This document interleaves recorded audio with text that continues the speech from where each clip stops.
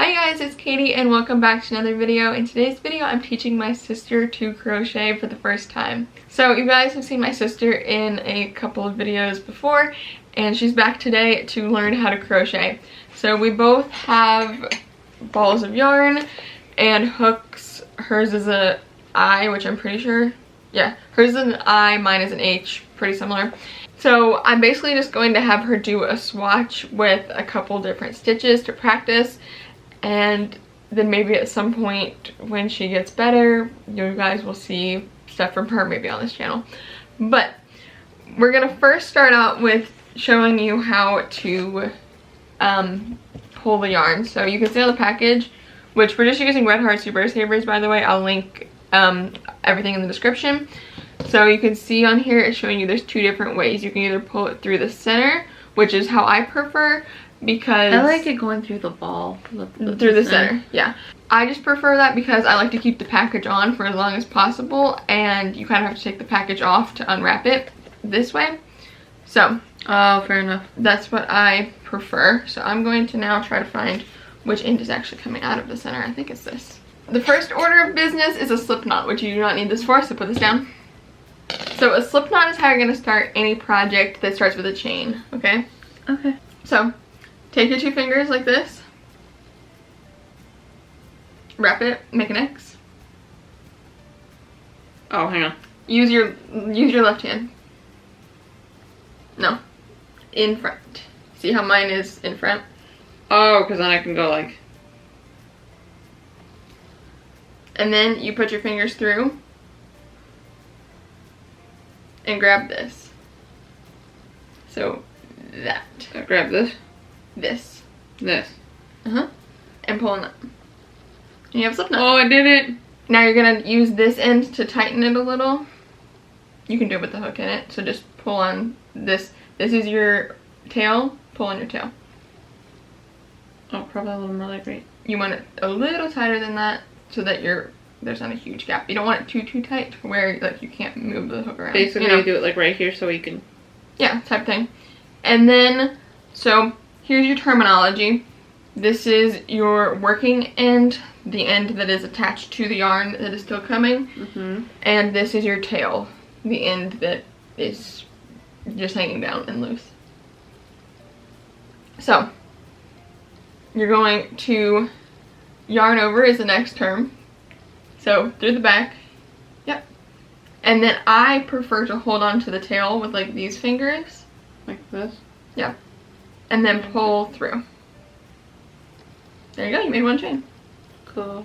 And now you can make as many of those as you want until you feel comfortable with that, and then we can move on to the next thing. Okay.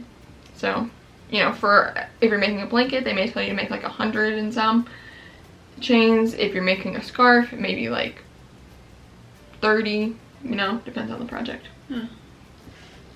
Oh yeah.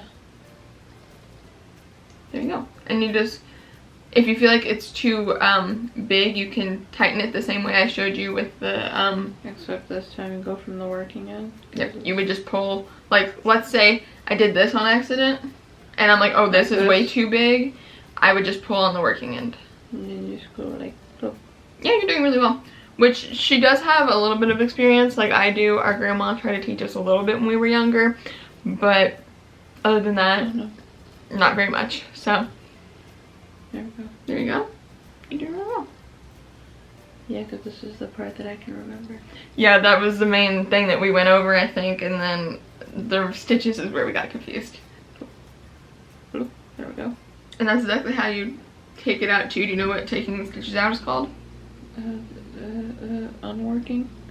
That would make sense, but it's literally called frogging. Which makes no sense, but that's literally what it's called. I'm sorry, it's called frogging. It's called frogging. That's so dumb, but okay. I know. And it's also more slippery as you're getting used to it. That's one of the hardest things, at least for me it was, is getting used to holding it. Which there's no really correct way to hold it. Everybody holds their hook differently. Oh, hold on, I saw what you did. You're gonna want to pull that one out. So, whenever you're yarning over, let me show you on mine. You want to yarn over the back like this. You yarn like over this? like this. Yeah, like that. Which you've been doing it correctly every time that I've seen you do it, just that one time you did it the wrong way. So you want to go from the back, which seems like the incorrect way, but it's the correct way, because I don't know if you see like this, but you see how like this isn't actually on the hook, but when you do it this way it is.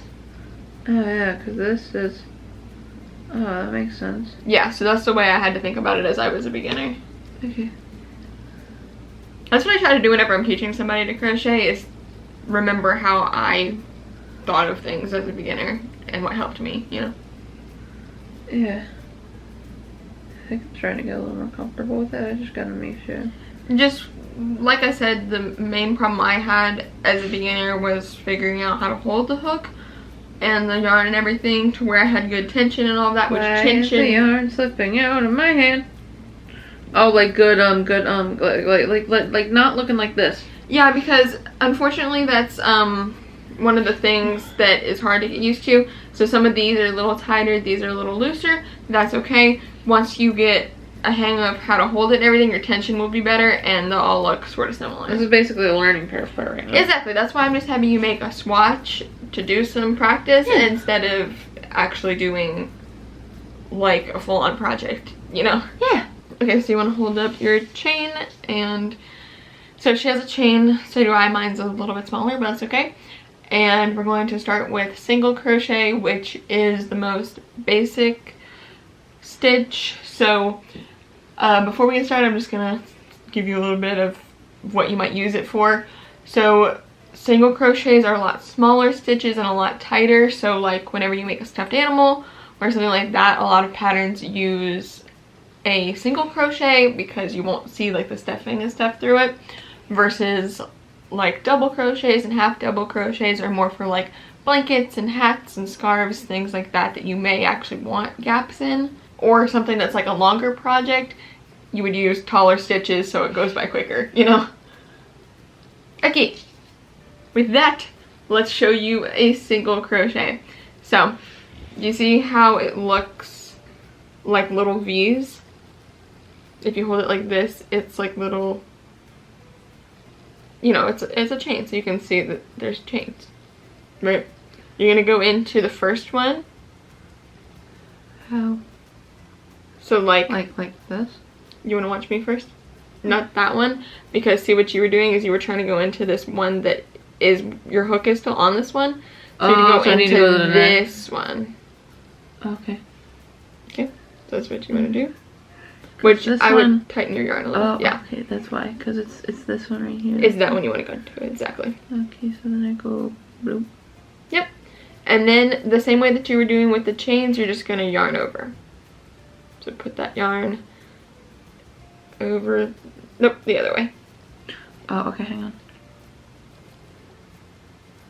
And then you did it twice. You just need once. Oh, hang on. There we go. And then you're going to pull it through. There you go. Now there's 2 on your hook. And you're going to, again, yarn over. Which you may want to tighten it a little before you do that. Yeah. Because you have it a little loose. There you go. So yarn over now. But then, yeah, just pull it through all of them. Exactly. Okay. And now you would go into the next one and do that same thing. So do you see where the next one is? The one that doesn't have yarn going through it? Yes. So that'd be this one. No. There's one right there. Do you see that one? That one? Mm-hmm. And then you want to yarn over. No, that was right.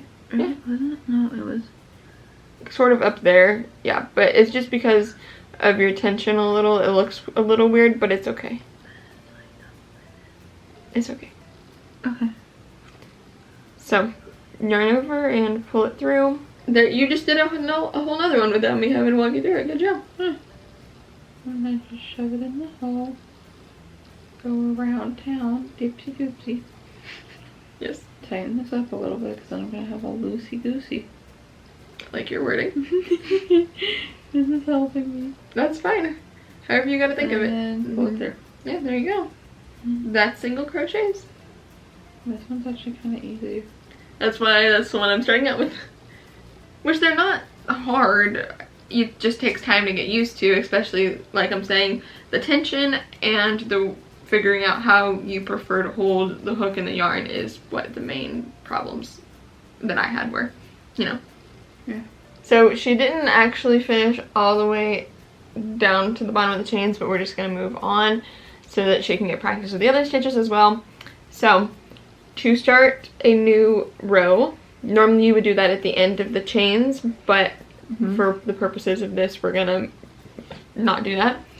So you're going to chain either 1 or 2 or 3, however many the pattern tells you. We're going to do 2. So, yep, 1, 2, and then you're going to turn it. Which this you want to just let hang down because we're not working with that. So, now you're going to go into, well actually you're doing half double crochet, so you're going to yarn over first. And then you're going to go into, can you look at it like this for me? You see it's like this, you're going to go into there. Yes. And push it through. Let me look. Yep, perfect. And now you're going to yarn over again. Yep, and pull it through. Just the first 2 or the 3? Just here, not all of them. Just the 2? That. And now you should have 3 loops on here, correct? I have 3 loops. Okay. Now you're going to yarn over one more time and pull it through all of them. Cool. So that's a half double crochet. You're good at remembering the stitches. Whenever I was starting out, I had to like have somebody show me like 3 or 4 times before I remembered, and you do it once and you're good. I have memory with numbers is what it is. Cool. Other than that, I might forget this tomorrow. Well, that's okay, because there's always me you can ask, or there's always how to do a blank stitch on YouTube. Yeah. That's what I did a lot of, because I had a friend teach me, and whenever you have a friend teach you and she's at her house, then you know you have to use YouTube as a resource. You have to yarn over first, so. Oh, thank you. You're welcome. Okay, so she has finished her half double crochets, so we're going to do a row of double crochets and then we're going to finish off. So just like you started out the last row, you're going to chain 2, and again it just depends on the pattern. I'm just having you do 2 for now, and then turn it. So you want to yarn over, which tighten your, yeah, there you go, and go into that first stitch there, yarn over again,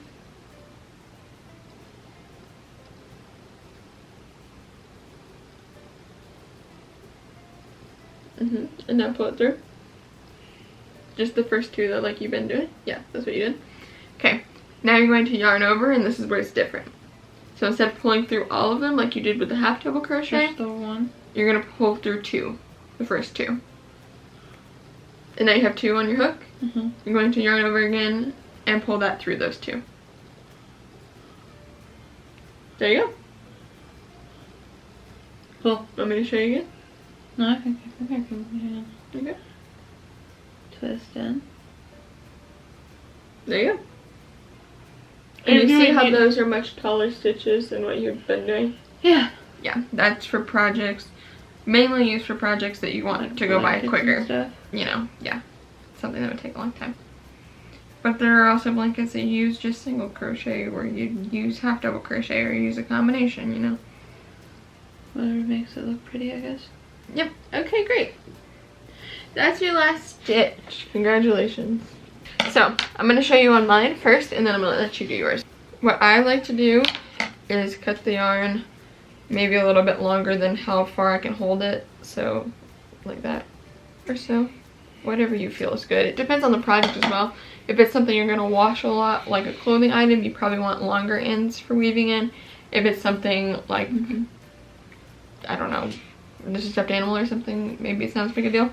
But then I like to yarn over and just pull it all the way through. and tighten it, and then you finished off. So it's really pretty easy. So just decide where you want to cut it. There you go. And then you can drop that and pull it all the way through. And tighten it. Yay! Now, weaving in ends. And this is the very last part. So, hold on, I'm going to show you an easier way to do that. Well, you just did it really well. But I used to do this with...